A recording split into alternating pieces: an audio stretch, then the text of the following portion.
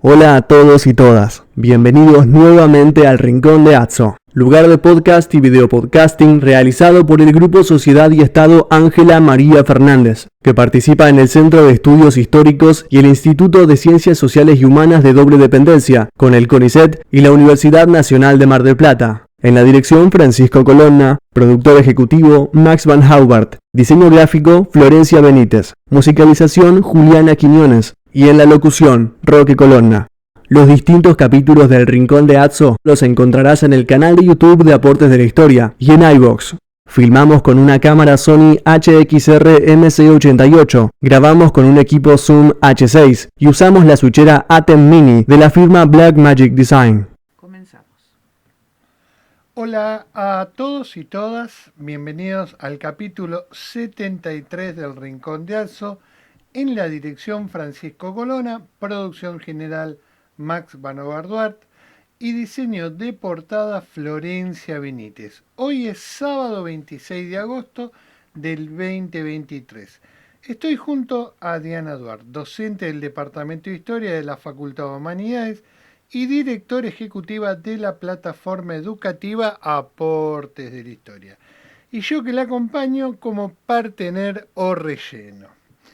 Este capítulo, Diana, está pensado para un público determinado, los alumnos que están cursando la materia Historia de América General Preindependiente en el segundo cuatrimestre del 2023, como asimismo para graduados de nuestra disciplina y otras afines. Y estimo se suman otras audiencias que consuman ese VOD en YouTube y encuentren, gracias al algoritmo, el canal de Aportes de la Historia. Esta entonces es una clase que se ubica en torno a situaciones comunicacionales en escenarios híbridos o combinados, tal cual lo plantea la CONEAU en sus documentos para los procesos de enseñanza-aprendizaje universitarios. Lo que Diana nos va a transmitir es parte de lo planteado en su clase presencial de teóricos prácticos que se desarrolló este miércoles 23 de agosto y está orientada a repasar aspectos que expuso en dicha clase. Los contenidos a abordar es la fase antillana de la conquista.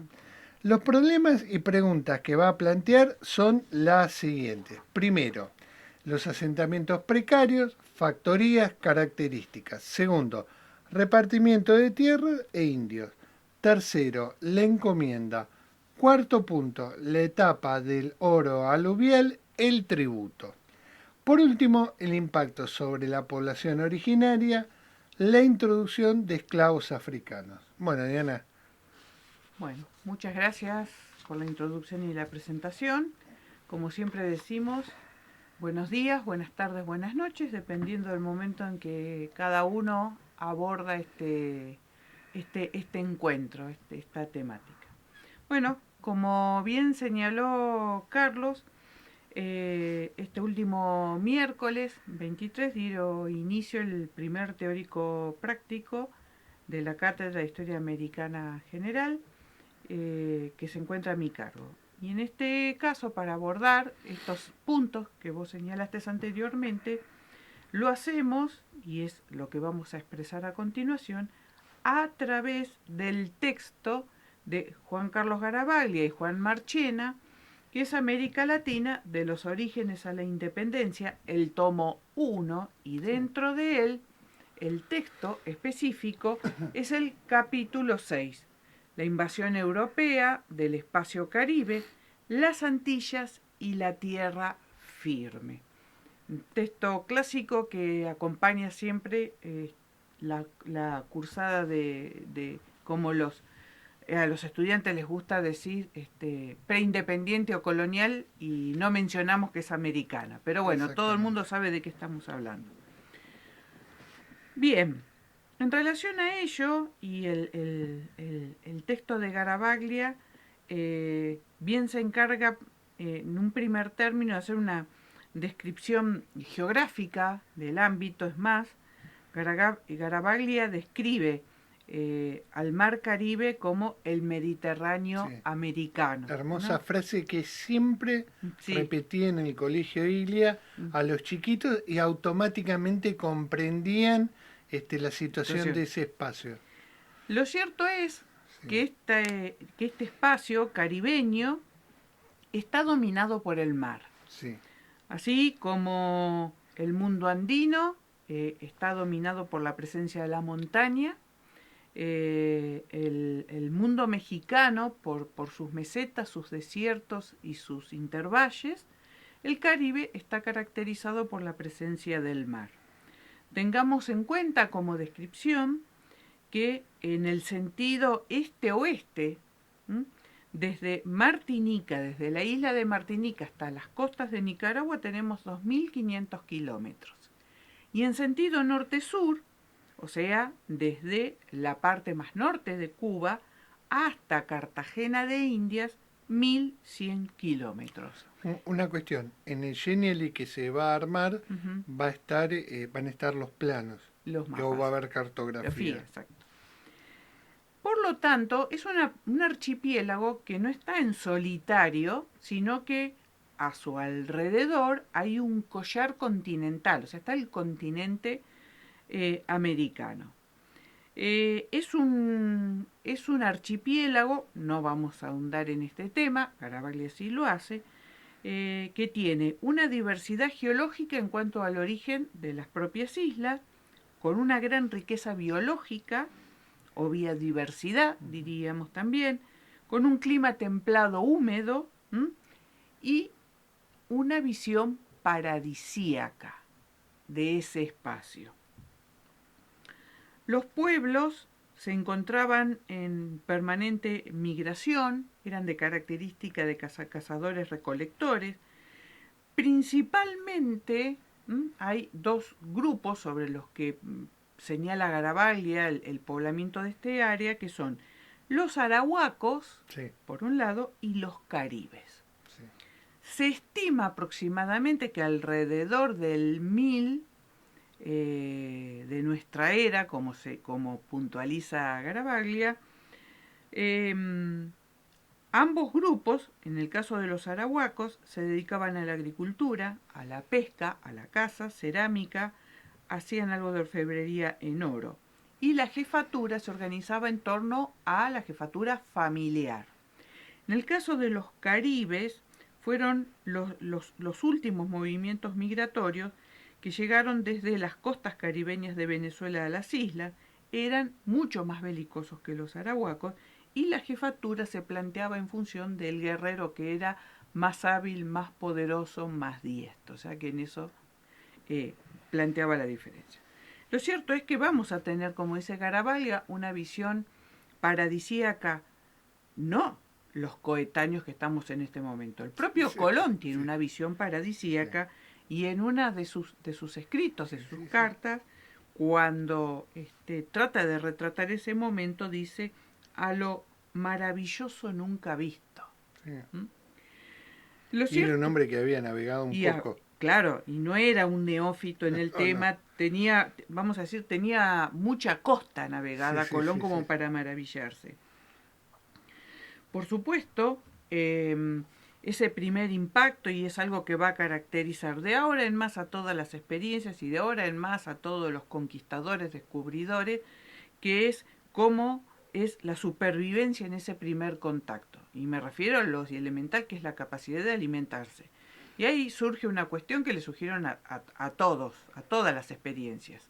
La castellana, la portuguesa, la francesa, la inglesa, la holandesa, que es observar de qué se alimentaban los pueblos originarios, que es el primer mecanismo básico para poder seguir adelante. Por supuesto, esta visión, ¿no?, paradisíaca con el tiempo se va a ir desdibujando, señala Garabaglia. Punto número 1, porque el impacto demográfico que va a tener en esta conquista va a llegar prácticamente a una situación diezmada de la población, por enfermedades, por ritmos de trabajo, por traslado, porque las propias poblaciones empiezan a tratar de ponerse a resguardo de la presencia de los europeos.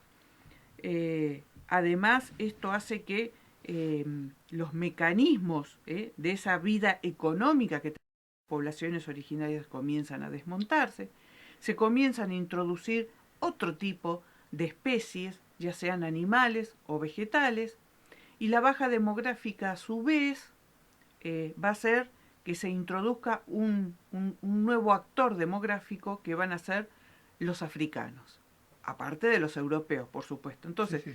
si se suman todos estos factores, dice Garavaglia, al cabo de 20 o 30 años, el paraíso ya había desaparecido. Sí. Este es el copete introductorio que nos hace Garavaglia. Finalmente, introduciéndonos puntualmente en el tema, tanto las islas como las costas continentales fueron paulatinamente pobladas, y el poblado lo vamos poniendo entrecomillado, Sí. por factorías. Sí. Y acá hay que hacer una observación Sí. cronológica. Desde 1492, que es el momento en que Colón descubre y llega y comienza la conquista, hasta 1519, que es cuando Cortés toca finalmente y se introduce en el continente propiamente americano, todo este interregno de 27 años, o vamos a decir casi 3 décadas, es lo que se conoce como periodo factorial. Sí. Y es una experiencia que no solamente va a tener la corona castellana, sino que también, como vamos a ver en un próximo podcast, lo va a compartir con la corona portuguesa. Perdóname, estoy recordando la primera clase de Carlos Mayo en 1985, cuando dice que en ese lapso del 92 al 19 se generan todos los recursos en Antilla para conquistar o asaltar el continente.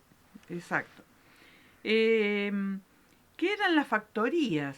En realidad no es algo nuevo en la vida de los europeos, especialmente de los europeos mediterráneos,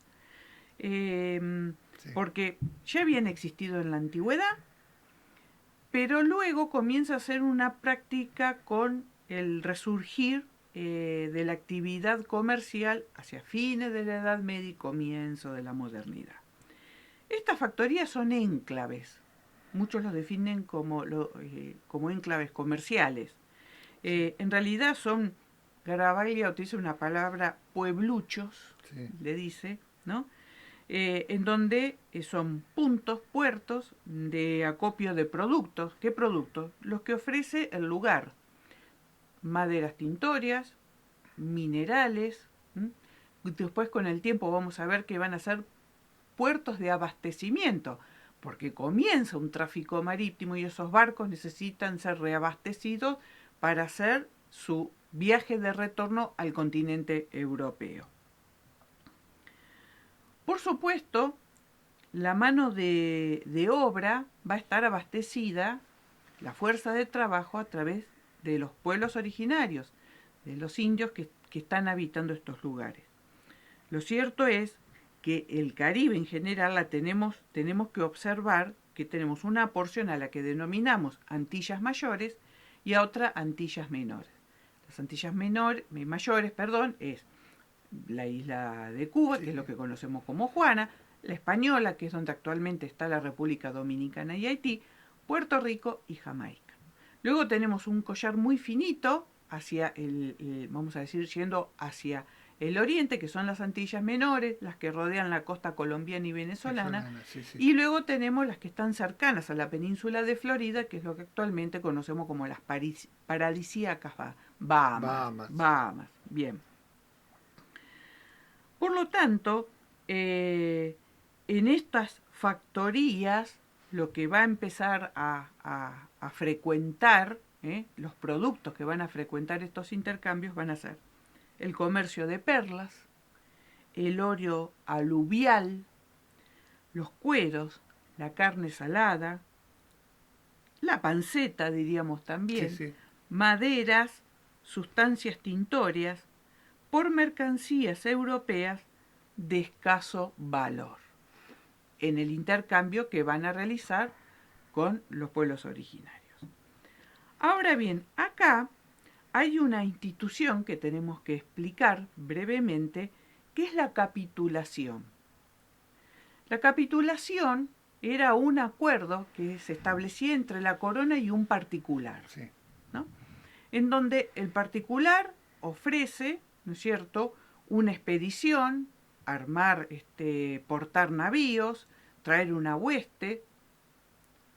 Consigo también debe incluirse un sacerdote para el proceso de evangelización, y en donde hay obligaciones y derechos de ambas partes. O sea, evidentemente la corona es la que legitima, la que da el poder de legitimación sobre los territorios que se va a ir avanzando, y a cambio de ello, ¿no es cierto?, se le reconoce al particular los derechos a cobrar cierta tributación, a tener monopolio sobre el tráfico de determinado producto, respetando aquellos elementos o puntos legales que la corona imponía. Nosotros sabemos muy bien que eso después se convierte en una cuestión muy laxa en su cumplimiento, y no todas las capitulaciones van a tener siempre la misma característica contractual. Esa es su base. Y acá hay otro elemento para rescatar, es que el caso de la capitulación, como después vamos a ver otras instituciones, casos como el repartimiento, la encomienda, no son instituciones creadas de la nada, son instituciones que tienen un antecedente histórico, en el caso del mundo castellano, y que están íntimamente relacionados con ese largo proceso que duró 8 siglos, que fue la reconquista del territorio español sobre las poblaciones moriscas. Sí. Entonces, hay un autor que en algún momento nosotros hemos citado por otras cuestiones, que dice, bueno, las coronas europeas se encuentran en la original situación, principalmente la castellana y la portuguesa, de tener que adaptar instituciones que existieron y cuya función tenía una lógica en un contexto histórico, y las tuvieron que readaptar en función de esta nueva circunstancia. Ahora, lo interesante ahí del texto de Garavaglia, cómo reformula y le da otra vida a la historia de las instituciones. No, por supuesto. Que era tan sobreexplicada y tan sobrepresente en la historia de América colonial, ¿no? Y lo que hace Garavaglia es un mix muy interesante sobre muy esa equilibrado, cuestión. sin para caer. Los que no tuvieron historia institucional, que era horrorosa. Que era horroroso. Bien. Por lo tanto, en función se supone que, existiendo esta situación contractual entre corona y particular, se tenía que pasar a dar una serie de condiciones y cumplimientos. Lo cierto es que, y como siempre señalamos, no es por caer en una cuestión de determinismo geográfico o de distancias, pero entre la corona castellana y el Caribe hay un océano de distancia. Entonces, entre lo que dispone la ley o el contrato y lo que finalmente sucedía, por lo general había un abismo en ese cumplimiento. O en ese, en ese no cumplimiento, al revés. Los colonos que se van a asentar, por supuesto, van a hacer un abuso y van a tener en realidad un control pleno sobre las islas y los intercambios. Estos intercambios, que se van a ir incrementando, tienen supuestamente una observación, o son observados por parte de la corona castellana, que en las sucesivas denuncias y observaciones que tanto colonos que son desfavorecidos, porque lógico, siempre, ¿por dónde viene el conocimiento? Por el que se perjudicó, el que está beneficiado no va a denunciar absolutamente nada, ¿no?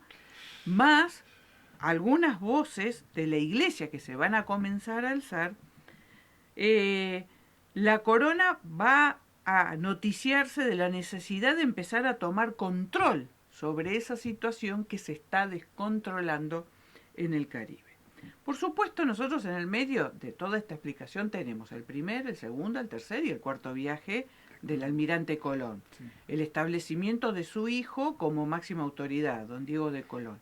Y a partir de ahí, todas estas idas y vueltas de denuncias, ¿no?, y de beneficiados versus perjudicados, va a hacer que la corona comience a enviar oficiales, autoridades para tratar de regularizar la situación. Pero esto, como mencionaba el otro día en la clase, nosotros sabemos muy bien que a partir de ahora va a comenzar un juego que lo vamos a ver durante los próximos siglos, que es la lucha entre los poderes locales y el poder de la corona. Ese poder de negociación que va y viene permanentemente. Centralismo, en todo caso, un enorme centralismo y autonomías. Y las localías y las autonomías. Entonces, algunos rescatistas, colonos, comerciantes que se habían asentado en estas islas, comienzan a regresar a España, ¿no? Aduciendo, ¿no es cierto?, que los cultivos europeos no se daban, claro, que ellos se enfermaban, claro, que se veían perjudicados, que no existía, que no estaba ni la especiería ni todo aquello que se había comentado en algún momento. Los que se quedaban adujeron que la única manera de poder sobrevivir, de generar ingresos, era vender a los indios como esclavos o repartírselos para que trabajaran la tierra y pudieran emplearlos en la búsqueda de oro aluvial o el oro que había en los ríos. Que al final era por lo que iban. Que al final es la búsqueda, o sea, sabemos. Es una simplificación. Es una simplificación, como Garavaglia describe muy bien el momento en que los españoles comienzan a observar los adornos que traen consigo los arahuacos y empiezan a preguntar esos adornos de dónde provienen. De hecho, el primer oro que obtienen los españoles no es por la búsqueda en los ríos, sino que es simplemente por el pillaje, o sea, era quitarle lo que tenían. Esa es la primera fase de acumulación de oro. El resto va por búsqueda, por explotación. Todo indio que no tuviera adscripto a un español era capturado. Y en el caso de los caribes se le aplicó aquella institución o formato legal que se conoció como la guerra justa. O sea, la guerra justa era esa situación que justificaba la guerra y el sometimiento por la no intención del indígena de evangelizarse, o sea, de adoptar el cristianismo. La explicación más clara. Por supuesto, todo esto ¿dónde aconteció? En el marco de las Antillas Mayores. Los reyes, para intentar poner un orden a este caos que se había generado, en donde cada particular trata de obtener el mayor beneficio posible, va a autorizar lo que se denomina repartimiento de tierras e indios, dándole a los colonos 4 años, o sea, este repartimiento, esta licencia duraba 4 años, con la condición de poner a producir la tierra. Pero ¿cuál es la pregunta o el tema acá? En realidad, los colonos europeos lo que menos intención tenían era de convertirse en agricultores. Su objetivo estaba en otro lugar, y en realidad era la búsqueda de riqueza, pero de una riqueza mineral, no convertirse en campesino. Querían indios, y principalmente lo que se buscaba era estos indios para, en mayor cantidad, ponerlos a trabajar en lo que era, para explicar que el oro aluvial era el oro que estaba en la arena de los ríos, principalmente en la Española. Por batea. Por batea y por filtro. Por supuesto, las tierras se abandonaron y lo único que quedó en pie fue el repartimiento de indias. Y acá, frente a esta situación, vuelve a reorganizarse y lo que surge es otra institución, que es la encomienda. Sí. La encomienda es nuevamente una institución que deviene de la antigüedad, principalmente se la observa en el mundo romano. Luego se retoma durante la Edad Media y es utilizada durante el proceso de la Reconquista española. Y eso significaba que frente al avance y al poder consolidar esa tierra reconquistada, el monarca cedía al particular ¿no?, con una hueste a consolidar ese territorio, tener bajo su protección a los habitantes, asentarlos y de esa manera ir avanzando como mancha de aceite e ir consolidando esa reconquista. Pues bien, esa institución va a venir a América. Y como yo les señalaba, como toda institución castellana, dependiendo la región de América, ¿no?, en donde se la utilice o se la aplique, se va a ir modificando o va a tener un significado distinto. Porque una cuestión es la encomienda en las áreas como México y Perú, que sabemos que funciona de una manera, y otra cosa es la encomienda en las áreas marginales. Diríamos el caso de Paraguay, de lo que es actualmente el territorio Paraguay, lo que es actualmente el territorio centroamericano, lo que es actualmente el territorio colombiano y venezolano, o el actual territorio chileno, por poner ejemplos. ¿No? Sí. Bien. ¿Cuál era la idea? Era que se entregaba un grupo de naturales al español, encomendados, y el español o el colono tenía la obligación de cuidarlos, alimentarlos y evangelizarlos. De hecho, se sabe, hay crónicas en cantidad y de época en donde los sacerdotes denuncian que los encomenderos o los colonos le viven retaseando el tiempo que tiene que estar destinado a la evangelización y que en todo momento se los utiliza para trabajar. ¿Me permitís una cosa? Nosotros en Aporte de la Historia, en la parte de fuentes, transcribimos mucho de los documentos del archivo Levene sobre esta cuestión, pero para el litoral. Son como unas 20 y pico de documentos que son muy ilustrativos y además pueden servir para comparar lo que está sucediendo inicialmente en este lugar y lo que va a suceder a posterior en el litoral actual litoral argentino. No quise decir argentino, bueno, pero ese litoral. Ese litoral. Bueno, casi todos los vecinos, ¿no es cierto?, recibieron repartos. En un principio los hicieron por cacicazgos, o sea que al cacique A le corresponde, su grupo eran 50, 100 niños. Pero ¿qué sucedió? Se dieron cuenta que eso era una limitante en esa ambición. Por lo tanto, se exterminaron los cacicazgos y de esa manera lo que se buscaba era número, era cantidad. Entonces, esos indios que quedan sin caciques dejan de tener pertenencia. Y eso ahí hay una clave legal. Con lo cual, esos indios no tienen pertenencia. Y al no tener pertenencia se transforman en lo que se conoce como indios naborias. Que prácticamente pasan a convertirse en siervos del señor español. En realidad, esta utilización, estos repartos, esta movilización de población, lo único que va a ir generando es un paulatino proceso hasta prácticamente la extinción de estas poblaciones. ¿Por qué? Porque en su principio tenían que quedarse en sus poblados, pero después los que no tenían pertenencia directamente eran trasladados. ¿Cuál era el tema? Que las áreas auríferas del Caribe estaban en el norte del Caribe, o sea, en la isla La Española. Entonces, ¿y dónde estaba el mayor recurso demográfico? Hacia el sur del Caribe. Entonces, eran trasladados del sur al norte.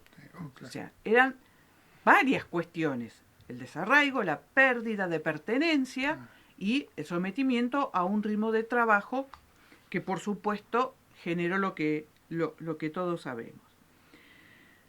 Al ir a trabajar en la búsqueda del oro aluvial, se estableció un tributo. El tributo, en última instancia, es la cesión que el rey hace, porque todos los súbditos le tributaban al rey, hasta los súbditos peninsulares. El rey lo que hace acá es un traslado de un derecho que le pertenece a él y se lo traslada al particular. O sea, ese tributo que me tienen que pagar a mí como soberano, lo delego en ese encomendero. Perfecto. ¿Qué es lo que sucede? En función de ello, Estoy rompiendo las cosas. en función de ello, el tributo se va a establecer. Garavaglia señala lo siguiente: si es un indio encomendado, Sí. ese tributo va a significar 11 pesos oro al año, siendo que un peso oro son 4 gramos y medio de oro. O sea que nos estamos acercando a los 50 gramos de oro de tributación. Y si el indio era naboria, Sí. debía pagar 20 pesos oro al año, lo cual representa 90 gramos de oro. Hubo una medida anterior a esta que la voy a mencionar muy rápido, sí. Sí, me imagino. que tiene que ver, que señalaba que el tributo indígena se había pautado en todo mayor de 14 años, encima, ¿cómo determinamos que tenía 14 años? Cada 3 meses le tenía que entregar al encomendero un cascabel, la medida de un cascabel de Flandes lleno de polvo de oro. Ya está metido Flandes. Es todo un tema, porque Claro. en realidad Flandes era un gran productor de mercería en Europa. De hecho, le vendía mercería a Venecia, Génova, Lyon, ¿no? Entonces era aproximadamente una esfera que tenía entre unos 2 centímetros y medio de diámetro. Entonces ese cuenco tenía que estar lleno de polvo de oro. Cada 3 meses lo tenían que... Seguro que fue una idea de Carlos. Bueno. Que debe haber tomado de Gante. Que la trajo de Gante. Aunque después no le fue bien no importa. En Flandes, pero bueno. Ahí vamos. Se suponía que era un periodo el que los indios tenían que estar trasladados, que se había estipulado en 4 meses. Lo cierto es que muchas veces el indio era retenido y esa retención se llamaba la demora, entre comillas, que podía ir de los 6 a los 8 meses. O sea, entre un 50% o un 100% del tiempo reglamentario que tenía que estar retenido para esas labores. Al estar retenidos los indios, ¿qué sucedió? Estos indios no podían producir alimento para su subsistencia. Y además, ¿qué es lo que sucedía? Que si producían alimento para su subsistencia, le dejaban el mínimo y el resto se lo apropiaba el encomendero y lo ubicaba en el mercado. Con lo cual, son alejados de sus conucos. El conuco, en el Caribe, es la parcela mínima que un individuo solo puede cultivar. ¿Y qué es lo que principalmente se cultivaba en esos conucos? Yuca, que en estas latitudes lo conocemos como mandioca. O sea, que paulatinamente, aparte de obligarlos a trabajar intensamente, de tener capturada esa producción de pequeño excedente alimenticio, además, muchas veces tenían que hacer esa tributación en textiles de algodón. Claro. Y acá una observación respecto de cómo se podía tributar, cómo efectivamente en qué se tributaba. Había tres posibilidades. En dinero, que es, o en metal, que es lo que señalamos recién, en especie, que puede ser el caso del textil, la obligación que por cada periodo se tenía que entregar determinada cantidad de textil. 4 varas, 6 varas, 8 varas de determinado tejido. O en trabajo. Sí. El primero y el segundo, acá no hay ningún sistema ventajoso, pero por lo menos tienen un límite, porque acá se establece 11 pesos o 6 varas. Una vez que se llegue a esa cantidad está cumplida la obligación por parte del originario. Pero en el caso del trabajo, ¿quién controla la cantidad de trabajo? Nadie. Entonces está expuesto a una explotación permanente. Por eso yo decía hoy lo de la encomienda, las características que va a asumir luego dependiendo de la región de la América Española. ¿Qué sucede? El ritmo se acelera y esa fiebre por captar más minerales, mayor cantidad de minerales, también. Por supuesto que luego eso va a ir corriendo hacia una fase de agotamiento, esa explotación. ¿Qué pasa? Aquellas islas que no tienen minerales, interesante, se las va a denominar las islas inútiles. Simplemente porque no tienen oro, tienen otros recursos, pero no tiene oro, que es el que buscan los españoles. Fallecida la reina Isabel, Sí. esto genera, o sea, no es que hasta ahora Muchos problemas, no es que hasta ahora fuera muy beneficiosa la situación, No, no. pero nosotros, Ahora está Fernando también. ahora quedó Fernando solo, Sí. y acá viene la cuestión. Juana Presa. Porque doña Isabel, por lo menos en el espíritu de la ley, había establecido que los indios eran súbditos, ¿no? Todo súbdito era cristiano, por lo tanto, súbdito y cristiano impedía la posibilidad de ser esclavizado. Por eso que frente a esa argumentación, el africano no era súbdito, el africano no era cristiano, por ende podía ser esclavizado o era esclavo. Por lo tanto, Fernando de alguna manera va a tomar, va a establecer que se paute un salario que el tributador tiene que entregar a su encomendero. En todo este interín, acá no lo podemos describir, como dijimos al principio, las denuncias cruzan ida y vuelta el Océano Atlántico. En 1512 se van a sancionar las leyes de Burgos. Sí.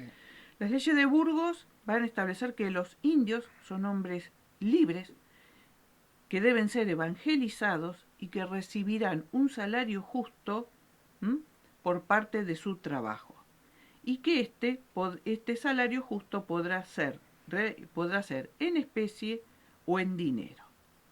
En 1518, el gobierno de las islas, frente ya al escándalo que suponía la situación, fue entregado a los padres jerónimos. Sí.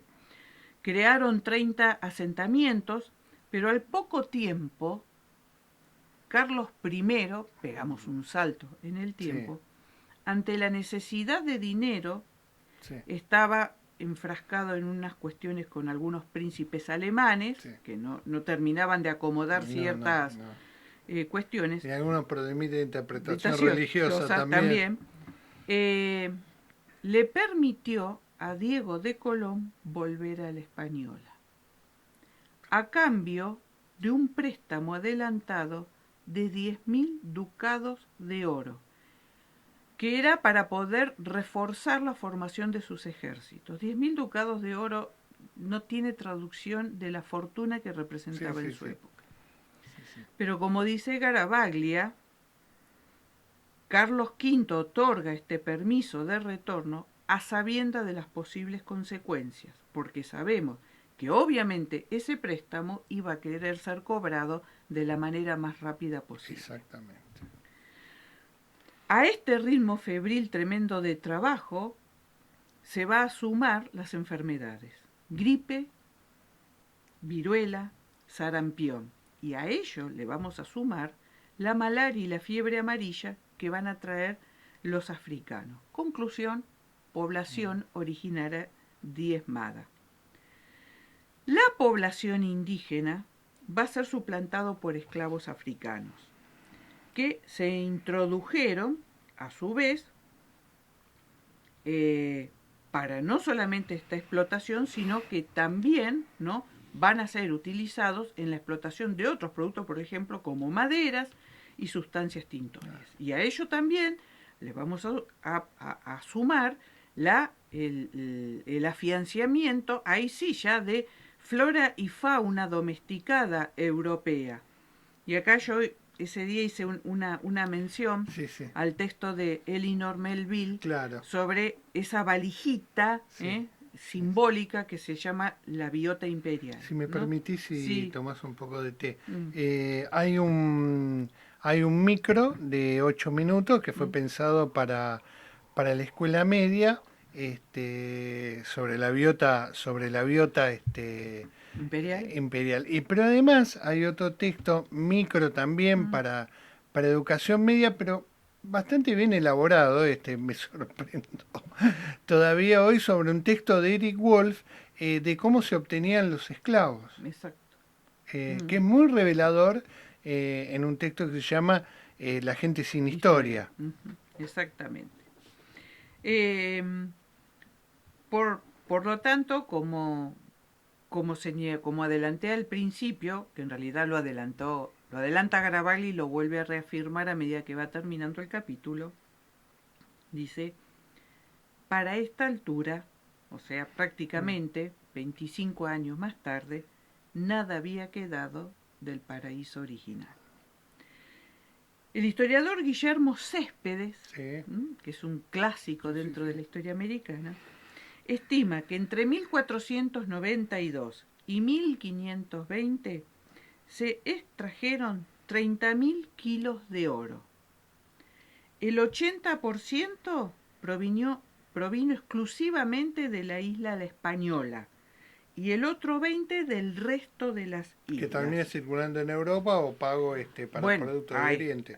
Ahí después viene, uno puede observar después cómo es eso, solamente es un paso de manos o una intermediación.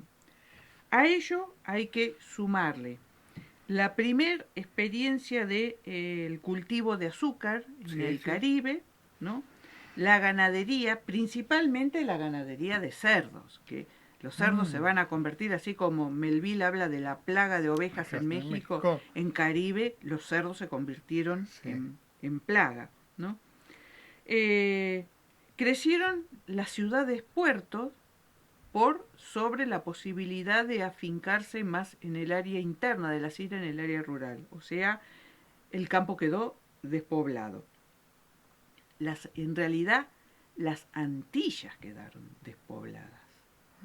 Y esto es un tema, porque ahora no se nota el efecto, y el problema va a ser que cuando se tome noticia de lo que está sucediendo en el continente, más específicamente con Cortés en México, la migración hacia el continente también se va a acelerar. Las Antillas van a quedar ahí como desguarnecidas o como falta de interés y valor. Las 4 Antillas mayores no, porque esas van a seguir en posesión. ¿Pero el collar? Claro, van a seguir quedando en posesión de España.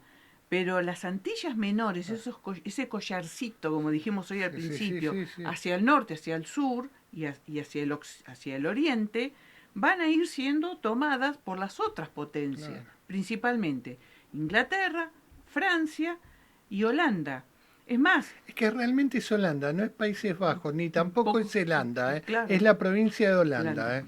Es más, después, Garavaglia más adelante, en el capítulo, para cuando él describe la situación en el siglo XVII, va a decir, bueno, cuando España mira hacia sus espaldas desde el continente y quiere volver, tarde. Ya fue tarde. Ya estaban ocupadas. Siguen instalados, no. Cómodamente instalados. Finamente instalados, diría. Bien.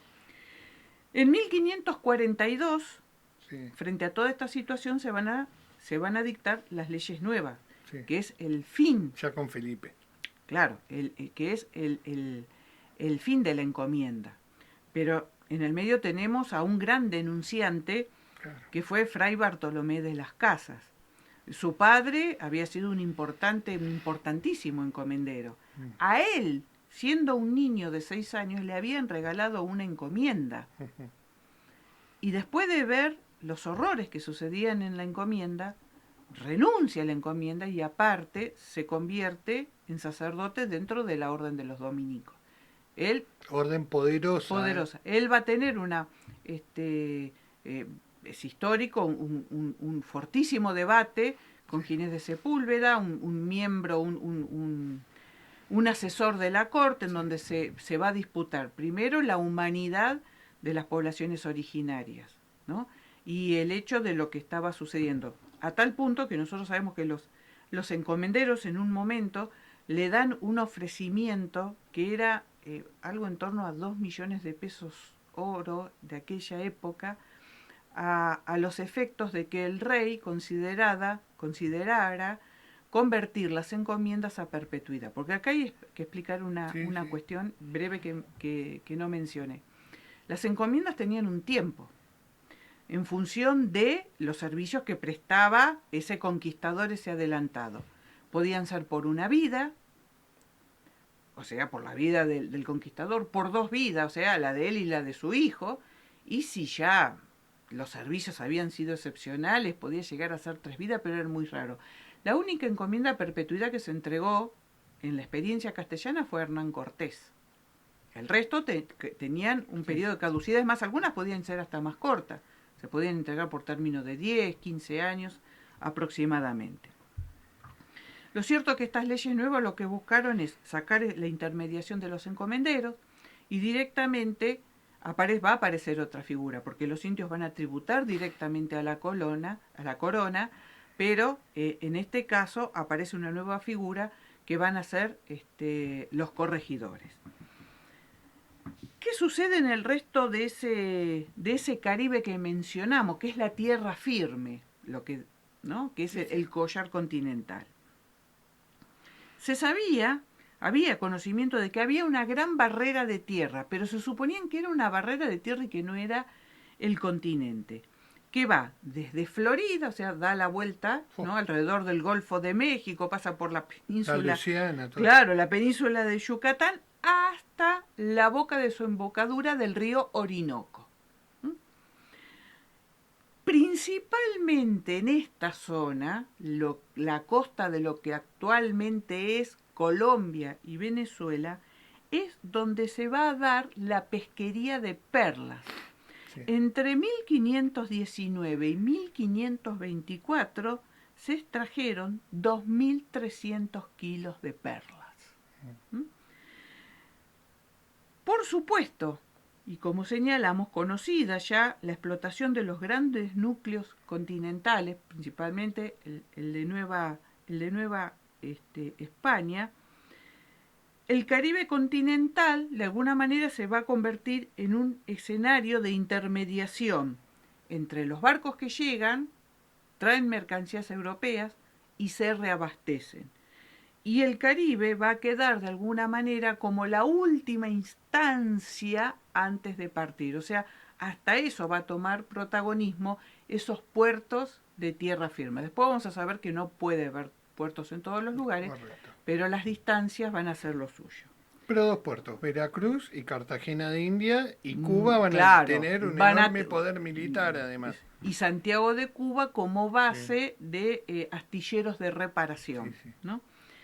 Entonces, vamos a tener puertos colectores de tráfico comercial, del legal y de ilegal, a lo cual es maravilloso los capítulos el capítulo que Garavaglia dedica principalmente al tema de la piratería, las ferias, no tiene desperdicio. Vamos a estar en presencia de pequeños, medianos y grandes comerciantes. Todos ellos, y de alguna manera cada uno en su escala, va a volcar sus esfuerzos en el trasiego de la especulación metalífera y financiera. Porque sabemos que muchas veces estos intercambios o los adelantos, porque hay todo un mundo de intercambios, se producían, se prestaban en un metal y se devolvían en otro de mayor cuantía. O sea, 27 años de una experiencia, y acá sí, que concluye este modelo factorial. O sea, vamos a ver la entrada y la salida y la competencia y la pelea entre particulares y la corona. Cuando finalmente se pega el salto al continente, que es la presencia de Cortés, es donde la corona castellana decide ahí sí comenzar un nuevo proceso, que es el que conocemos ya como el proceso colonial de América.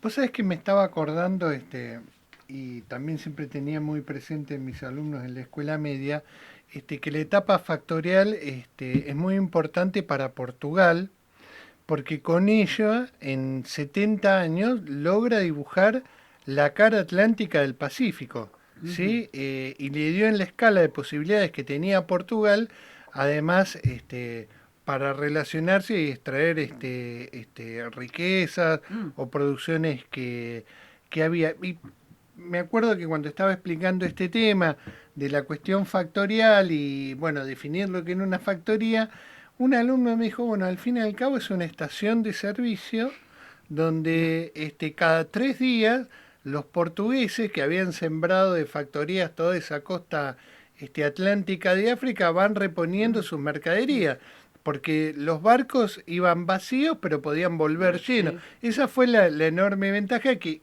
Colón quiso aprovechar.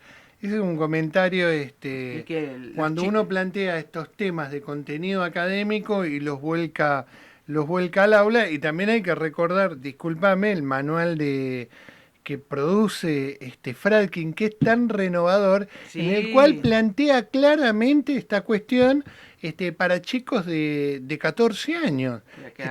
Aquel manual señero de Santillana, que todavía sigue circulando, o al menos muchas de las partes del contenido que Raúl Fradkin pensó, y que implicaba también una renovación dentro de la historia escolar, porque ya se notaba la distancia de la historia académica en su renovación tan fuerte, producto de la vuelta de la democracia, pero digamos, los manuales seguían siendo un producto un clásico institucional. Sí, vos digamos que utilizás esa palabra amable, elegante, sí, y también elegante, pero eran una historia, digamos, mediada absolutamente por la historia jurídica, constitucional, institucional, como vos quieras llamarla.